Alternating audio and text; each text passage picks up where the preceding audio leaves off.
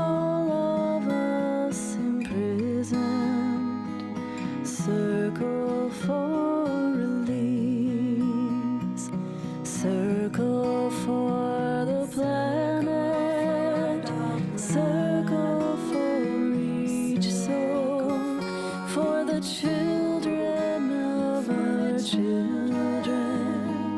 Keep the circle whole.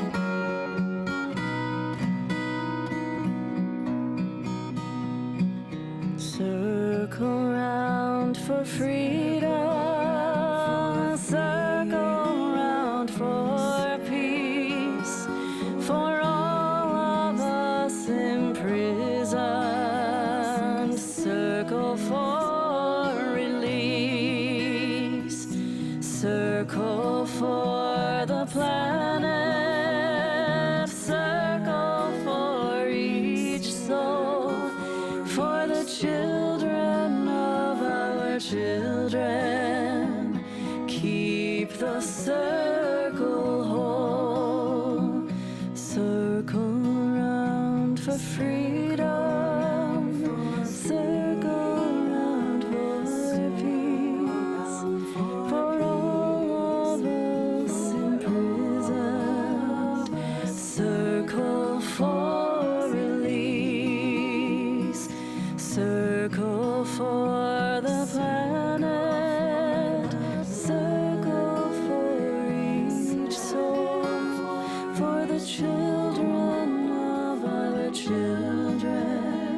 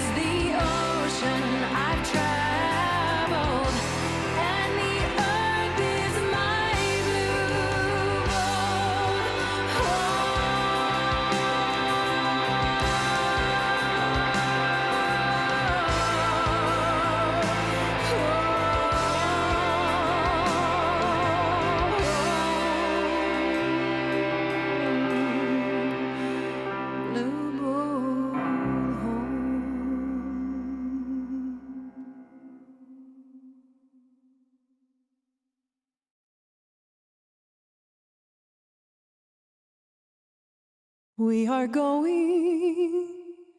Heaven knows where we are going. We know within, and we will get there. Heaven knows how we will get there, but we know we will.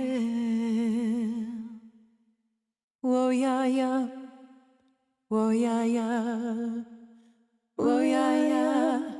Whoa, yeah, yeah. Whoa, yeah, yeah. Whoa, yeah, yeah.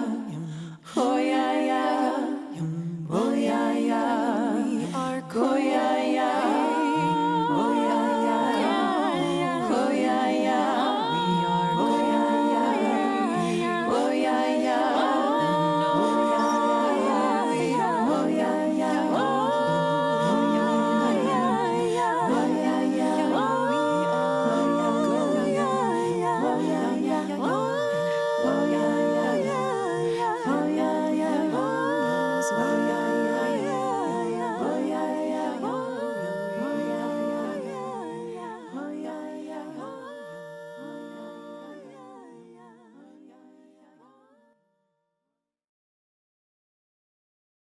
Welcome to the Unitarian Universalist Congregation at Montclair. My name is Marcus Greyhawk. I serve as the Director of Music Ministries, and my pronouns are he, him, and his.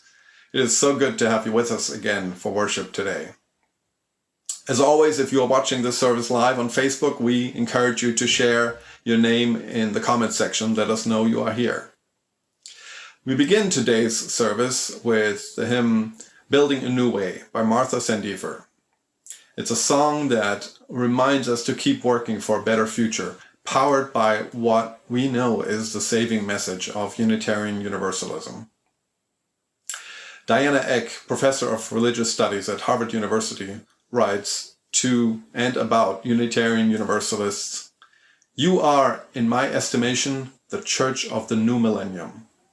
In this era, Unitarian Universalism is not the lowest common denominator, but the highest common calling. In a world divided by race and by religion and by ideology, the very presence of a church like this, committed to the oneness of God, the love of neighbor, and service to humanity, is a beacon."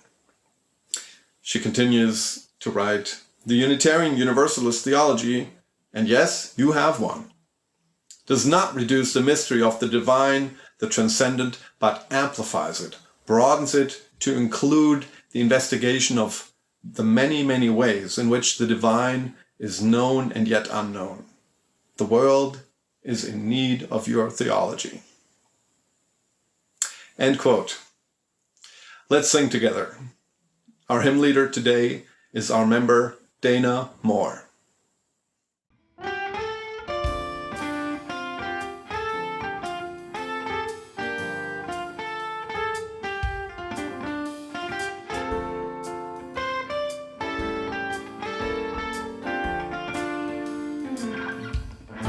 We are building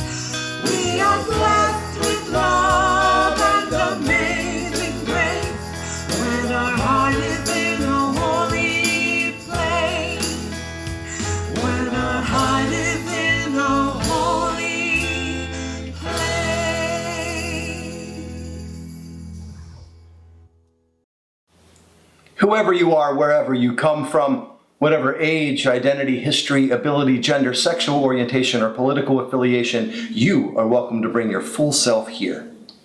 Grounded in faith, we come together to nurture the soul, inspire hope, and bring into being a more just and loving world. I'm Reverend Anya Sandler-Michael, and my pronouns are she, her, hers. And I am Reverend Scott Sandler-Michael, he, him, his. Today's service is both a reminder for longtime Unitarian Universalists and an invitation for seekers, those looking for a faith community. Our service explores the work of James Luther Adams, a 20th century Unitarian theologian, who challenged us to compose an examined faith and who taught us to base our faith on fact. Adams also inspired us to proclaim what for us is the ultimate or the creative power of the universe so we can develop and nourish the intimate, that divine spark within. Adams says by being committed to a voluntary association like this congregation, we do just this. This is a great service for you to share with family or friends searching for a faith community. And all of our live services are archived both on Facebook and YouTube. If you are joining us at 10 a.m., please continue with us for a virtual Connection Cafe beginning at 11 a.m. Check your email and realm announcements for the Zoom link. It's time now to light our chalice, a beacon to guide us through these times. Perhaps you have a chalice or candle at home. Anything you can illumine, let's light our collective chalices as we share our affirmation. Let us open our eyes to see what is beautiful. Let us open our minds to learn what is true. And let us open our hearts to love one another. Today's invocation is adapted from Is This Your Religion? By Reverend A. Powell Davies. Our religion says humankind is not divided except by ignorance and prejudice and hate. Our religion sees humankind as naturally one and waiting to be spiritually united. Our religion proclaims an end to all exclusions and declares a siblinghood unbounded.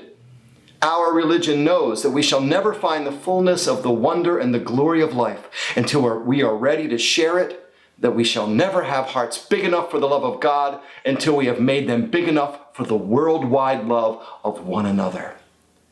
Is this your religion?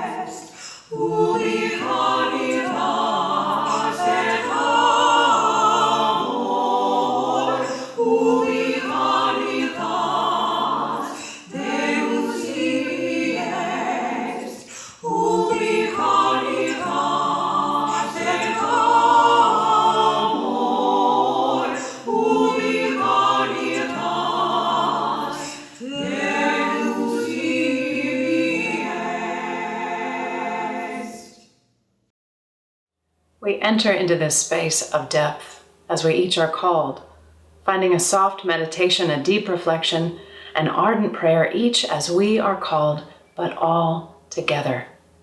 And we enter into this space by hearing the lamentations, the requests, and the remembrances of our community. Let us hear one another to heal one another. This candle shines for families making challenging decisions of how to navigate this school year. This candle shines with respect and care. There isn't one right decision. Every family needs to weigh their own options and needs. May you know that you are seen and held in community. Ginny Crooks lights this candle of remembrance for Hal McIntosh, a beloved member of the Birmingham theater community who succumbed to COVID-19 this week. And Ginny Crooks lights this candle for Hal McIntosh's disabled brother, Larry. Hal was Larry's caregiver. Ann Hennessy lights this candle and asks us to please pray for Rebecca Lee Tittenser and her family. Rebecca was 22 and suddenly passed. Her parents are dear friends of Ann's and are understandably crushed and challenged. Randy Crafton lights a candle for his friend, Francis Manzella, who died due to complications from a routine hip surgery last Sunday. Francis was a bigger-than-life figure in the recording world, as well as a kind and generous human who lived his values vigorously. David Hanley lights a candle for Webster Brown, a former college classmate who died suddenly last week. And David shares, "I will miss our monthly chats. Please hold a place in your hearts for Webster and for David." Wendy McNeil lights a candle for Judy Weston, who's at Mountainside Hospital after breaking her hip. Wendy McNeil also lights a candle for Craig Sharon, Christopher Mackenzie, Luis Fontau, Alice Gibson, Anita Virginia Hill, and the 170,000 Americans who have died of COVID-19. And we light this final candle for the joys and sorrows that have not been spoken aloud. In the silence that follows, you are encouraged to speak the names of those you are holding in your prayers or meditations. May we hold this silence as this silence holds us.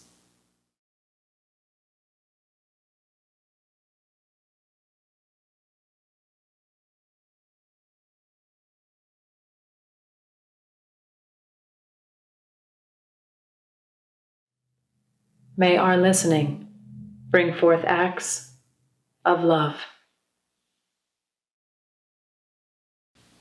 This is a prayer for survival. God of our understanding, Spirit of life, song of transformation, thank you for the spark of life that lifts us. Thank you for the breath that fills us. Thank you for the voice that says no, that resists wrongdoing, oppression, inaction, that resists indifference. Resistance to indifference is survival. Thank you for this day and the next. Thank you in the midst of all we have lost. Thank you for the sun and the light through the trees. Thank you for the wise counsel of dear ones and the humility that allows us to hear it. Thank you for reminding us that life is change and transformation and that we are not there yet and we may never be there. We may never reach that perfect place without pain or anguish. But in our reaching, we are surviving. And our reach itself is our survival, our hope, our determination, our resistance to indifference. God of our understanding, force of our living, help us to feel in our bones that our work is not work for perfection, but maybe now more than ever it is work for survival.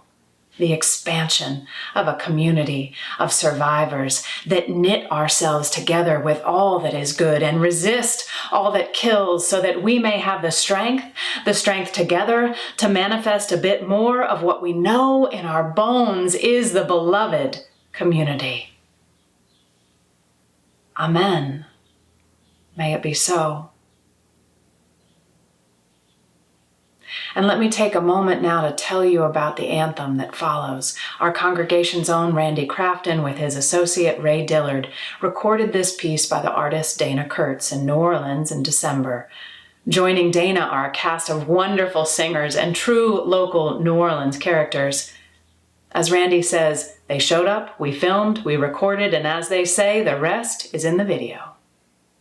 Let me stress that this is the world premiere of the recorded version of this song, and its attending video was created by Randy and his son Avery Crafton. And Dana, the artist, grew up a Unitarian Universalist and is thrilled to premiere this here with her UU family. The anthem, What Did Jesus Say?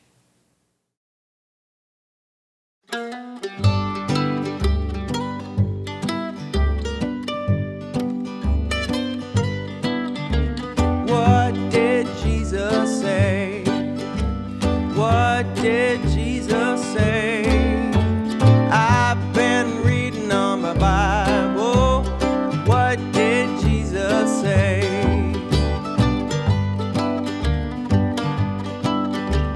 He didn't say nothing about abortion. He didn't say nothing about abortion. He didn't say nothing about abortion. What did Jesus say? Judge not, lest ye be judged. Judge not, lest ye be judged. Judge not, lest ye be judged. What did Jesus say? I've been reading on my Bible. I've been reading on my Bible. I've been reading on my Bible. What did Jesus say?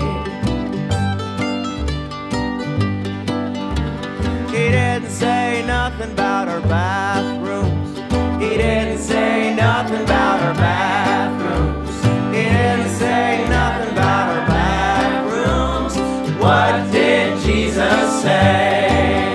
We're all God's children. We're all God's children. We're all God's children. What did Jesus say? I've been reading on my Bible. I've been reading on my Bible. I've been reading on my Bible. What did Jesus say? He didn't say nothing about a border. He didn't say nothing about a border. He didn't say nothing about a border. What did Jesus say? Welcome, strangers. Welcome, strangers. Welcome, strangers. What did Jesus say? I've been reading on my Bible. I've been reading on my Bible. I've been reading on my Bible. What did Jesus say?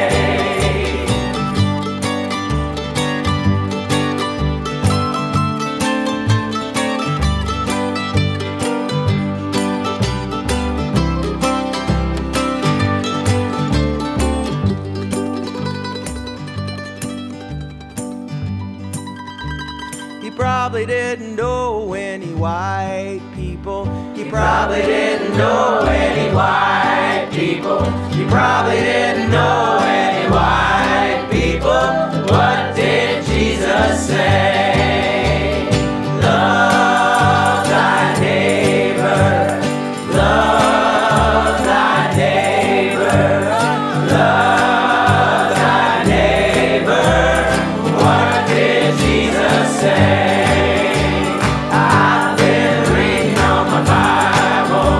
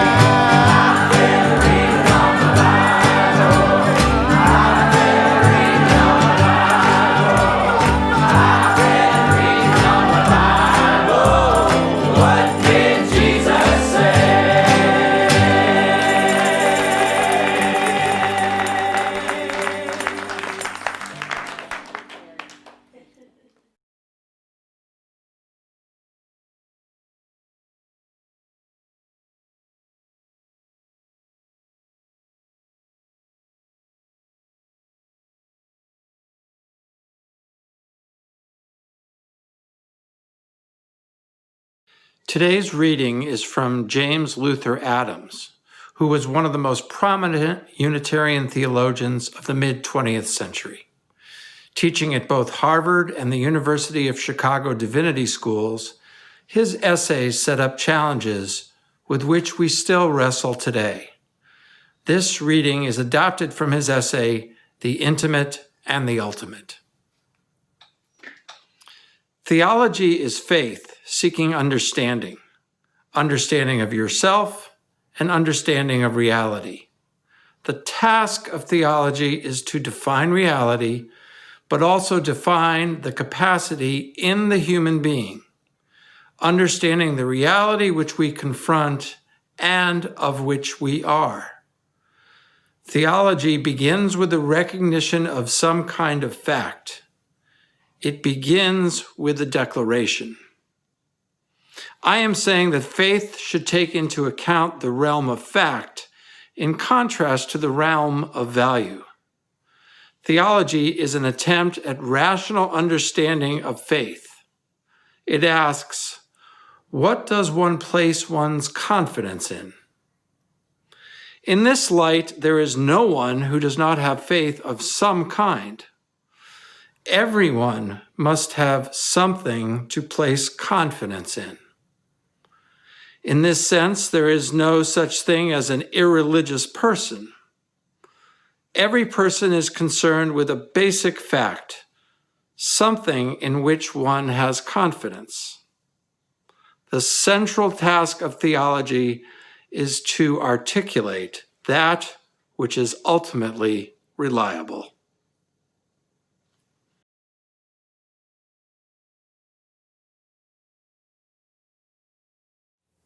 Socrates teaches an unexamined life is not worth living. James Luther Adams proclaims an unexamined faith is not worth having. One of the ways we stay right with the holy of our understanding is by staying right with one another, staying right with ourselves by honestly evaluating our lives, examining our faith claims, as Dana Kurtz did in our anthem, What Did Jesus Say? Examining our faith is the central message of the work of James Luther Adams, a giant of 20th century liberal theology. Despite being born into a fundamentalist Brethren family, Adams became a Unitarian minister and theology professor. Renowned as a scholar, researcher, and lecturer, Adams taught at Union Seminary, the University of Chicago, Harvard Divinity, and at Meadville Lombard, a Unitarian Universalist seminary. James Luther Adams was a liberal Christian, offering how to embrace Christianity within the Unitarian fold. Adams also helped define a better Christianity for all, demanding an intelligent faith grounded in something real. His definition of faith is a great test for any religion. Faith should take into account the realm of fact, he says. Theology is an attempt at a rational understanding of faith, asking, what does one place one's confidence in? In what do you place your confidence? Is it love, life itself, God, the universe, humanity? What do you declare to be worthy of your ultimate allegiance? Adam uses the word ultimate for its many meanings. Ultimate as the utmost, first, or primary. The ultimate is also a synonym for deity, nature, the universe, community, whatever one finds most reliable, deserving our confidence. Adams knew we all have faith in something, agreeing with Ralph Waldo Emerson, beware what you worship, you are becoming. So assure that in which you place your confidence deserves it, that it truly supports you. And be careful of that to which you pledge your allegiance. Make sure that is worthy of your best, your truth. The ultimate or most high, Adams contrasted with the intimate. Today's reading was titled The Ultimate and the Intimate. The intimate is our core selves, our souls, our center, our divine sparks, the essence of our particular personal true being. And this echoes the Hindu concept of the Atman and the Brahman. The Brahman is the divine creative power of the universe. The Atman is the divine creative power in ourselves. Likewise, the ultimate is the divine creative power of the universe. The intimate is the divine creative power in ourselves. All human beings have dignity and worth because it is within the human soul where the ultimate and the intimate dance and unite. Adam teaches that naming our ultimate must be tethered to earthly realities. His is a mysticism engaging reason. A faith worth having, he says, is a faith worth testing. Consider how much better the world would be if more of the world's religious systems took into account the realm of fact.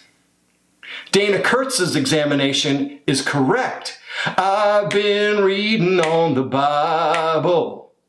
And Jesus says nothing about gay marriage, abortion, or border walls. So why do many who call themselves Christian take to our streets claiming that Jesus did say that? Why would anyone claim a faith based on falsehood? Many do not examine their faith because they fear the facts will force them to change. Taking into account the realm of fact means we should not believe nonsense we know is not true. An examined faith also means we should not perpetuate systems we know are unjust. We should not make up lies about one another. We should not ignore evidence about dangers to our health, our community, or our planet. We should not ignore science showing that LGBTQ people are born that way and deserve our loving protection. An examined faith makes verifiable claims about the truth. An examined faith also nurtures the intimate, our individual souls, while making time to attend to the hurting humanity all around us. And this is where Adam shows as cruel the pietistic assumption that faith is only some personal inner journey. Such thinking makes an idol of the self at the expense of humanity. Adam says we must learn to act as a person of faith and as a citizen through socially effective institutions to do the humdrum work of democracy. Every worshiper should be engaged with at least one secular organization, he says, working for peace and justice against the forces of hate and greed. Our faith calls us to look outward because the divine core of our being also loves the world and its people. We are summoned by the ultimate to be agents of that love in service and healing. And doing this work of loving the world is best done in what Adams called voluntary associations, like our congregation. Grounded in an examined faith, we gather together knowing the act of building a community of love and justice changes us, prepares us to stick together through difficult times. It exercises our forgiveness and atonement in new ways, offers love and encouragement to one another anew. This congregation, this is our choice, our chosen voluntary faith. And it is a public space outside our personal private spheres, a place also not controlled and created by government. And as such, congregations provide richness to our own lives and to society as well. Adams teaches that voluntary associations are the key to civic engagement, justice, and renewal. Congregations are also checks on tyranny and fascism. Adams realized this when he visited Germany in the 1930s. He found in Hitler's Germany few voluntary associations, with most churches serving as arms of the state. He writes of that time, the fact that so few effective voluntary associations developed in Germany since the assassinations of the leaders of the Reformation 400 years prior was a contributing factor to the rise of Hitler. The limited opportunities of voluntary association had not been able to contain the laws of tooth and claw the Nazis amplified. Indeed, he writes, Germany's churches and their theological traditions contributed to their own dissolution and to fascism's rise. Today, we face a different regime, but a similar task. Speak truth to power and defend the innocent. We never give up as members of this plucky congregation dedicated to doing the best we can. We refuse to buy into a vision of humanity that encourages and rewards destruction and hate. In our nation, we have a rich tradition of voluntary associations, capable of faithful criticism of public policy. And this congregation is part of that proud tradition. As voluntary associations, congregations were free and democratically vibrant before the United States of America was founded. And congregations remain laboratories of freedom, offering faithful, covenanted resistance. You know, most people don't realize this, but congregations lead social justice movements because we seek to honor the intimate, seeing individuals as ends in themselves. And we praise the ultimate, the holy, as an example we expect our society to uphold, and one source of our knowing that that beloved vision is true. And Examine Faith teaches that our system of government is not just voting and what happens in the legislature. It is the job of every citizen every day. Indeed, we do the humdrum work of democracy here in this congregation, yes? We vote, we discuss, we raise money, we pass budgets. We stand up, we step back, we march, we sing, we preach and care and pray, and together we try to protect the weak and the threatened. So let us deepen our resolve by examining our faith and deepening our ties to one another, all in the spirit of covenant and service to the ultimate. At UU Montclair, this is our religion, where you can find your love, your truth, that in which you can have deep confidence through reflection, in conversation, in dreams, in prayer, and in service. And when you find these things, we can all gather and share what our faithful examination has led us to praise and wonder in the name of that which you find to be ultimate. We pray. Amen. Will you reflect with me? In what do you place your ultimate confidence? Can you name it? On what does your faith rely?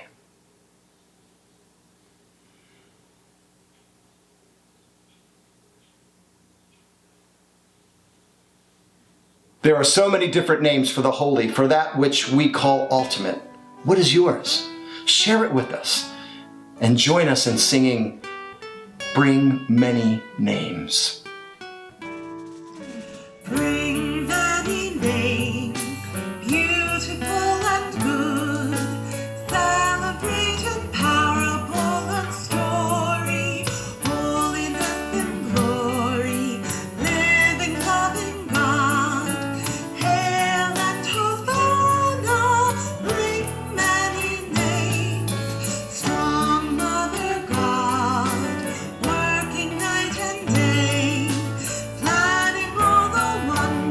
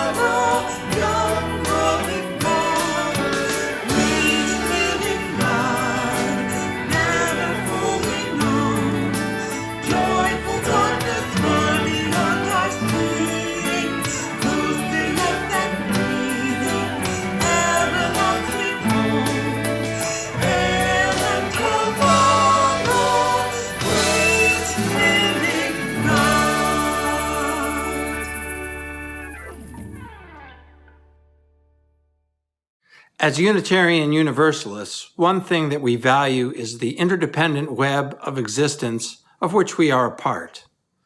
The health of this web relies on us giving of our time, our talents, and our resources. When you give monetarily to the U, 80% of your gifts will care for the Unitarian Universalist congregation at Montclair, and 20% will support our justice recipient. This month's Sharing Our Riches recipient is Color of Change, the nation's largest online racial justice organization. Driven by 1.7 million members, they move decision makers in corporations and government to create a more human and less hostile world for Black people in America. And they will continue mobilizing until justice is real. Learn more at colorofchange.org. You can text to give, mail us a check, or go to our homepage and click on the donate button. This is a time of need.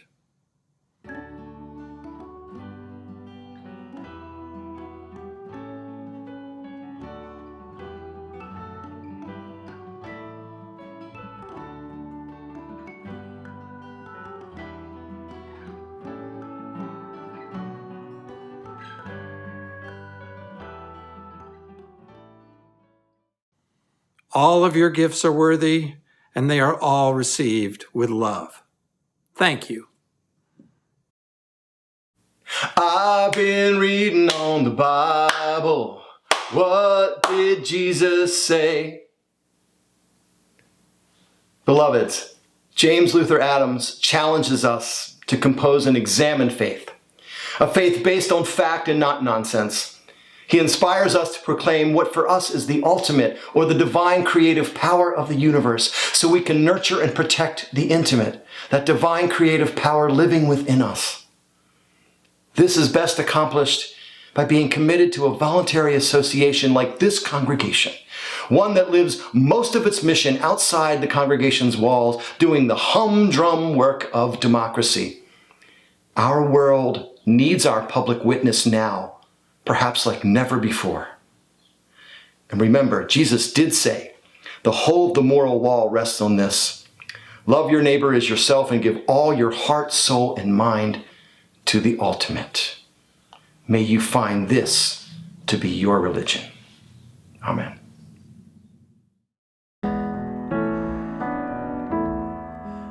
Our worship has ended. Let our service begin. Go in peace. Go in joy. Go in love.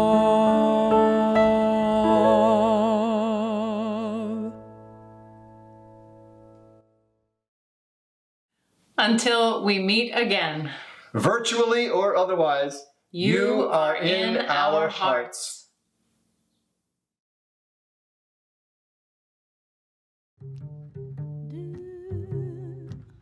Doing that spirit says do. You got to do, and that spirit says do. Do do do do. Doing that spirit says do.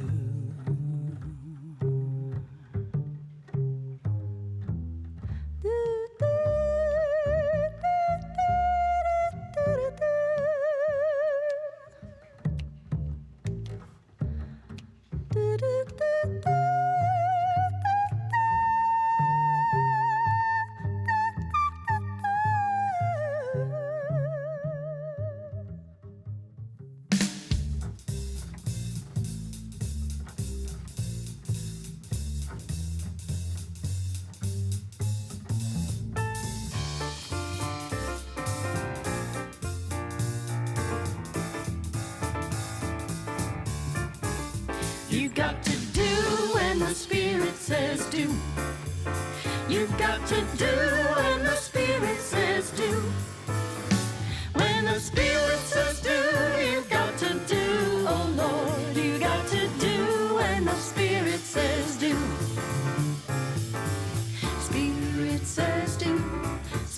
Spirit says do. Spirit says do. Spirit says do. Spirit says do. Spirit says do. You got to sing when that Spirit says sing. Sing when the Spirit You got says to sing. sing when that Spirit says Sing, sing, sing. When the Spirit says sing, you got to sing, oh Lord. You got to sing when the Spirit says sing. Spirit says sing. Spirit says sing. Spirit says sing. Spirit says sing. Spirit says sing. Spirit says sing.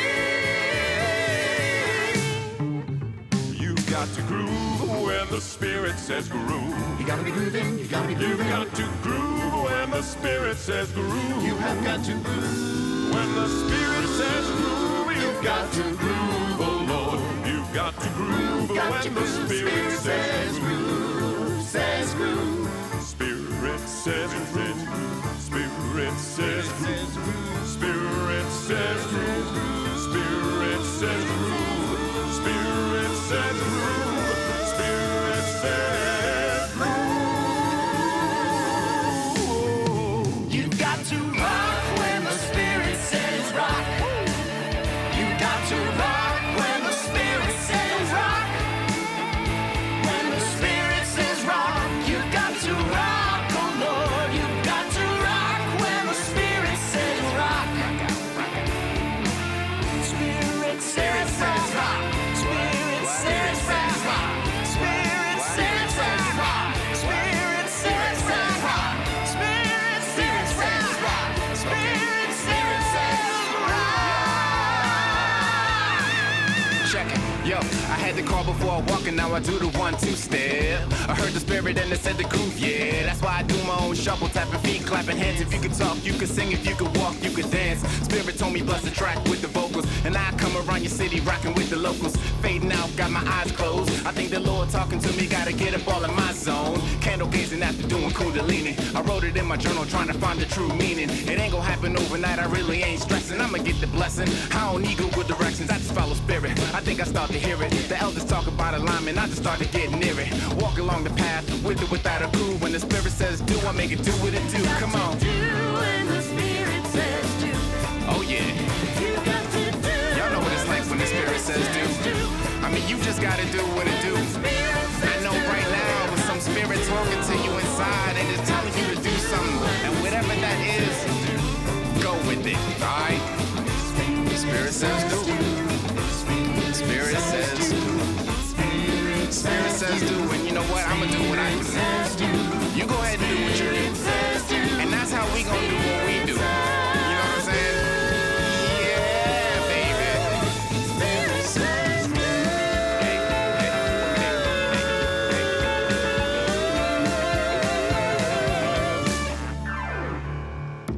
Oh yeah.